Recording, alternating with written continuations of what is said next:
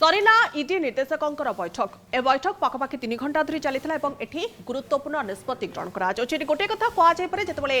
ये बैठक चली बैठक उपर नजर रही कौन ए बैठक में आलोचना करा जो सूचनाटी आसूची बैठक में इडी संपर्कित मामला तल कोर्ट हाईकोर्ट सुप्रीमकोर्ट मामला नहीं आलोचना करा ए सब अपराधिक मामलें आसुवा कला टंका बा प्रेसिडेंस ऑफ क्राइम उपरे फोकस करा एने होइतिबा मामला को समीक्षा करा पुराना तदंत होता मामला गुड़िक शीघ्र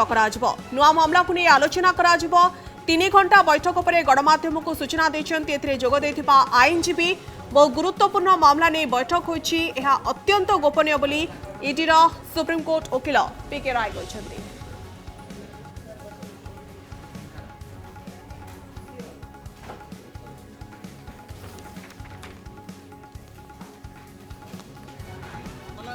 पूरा एक्ट अनुसार जजमेंट अनुसार केमिति भल चलिबो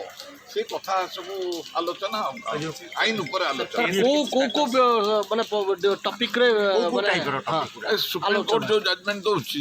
तार ऊपर आलोचना सर सुप्रीम कोर्ट रो को मामला गुडी को माने को टाइप रो मामला जंती दुर्नीति मामला ना मामला माने तो सब प्रोसीजर तो करे ये मामला प्रोसीजर ऑफ क्राइम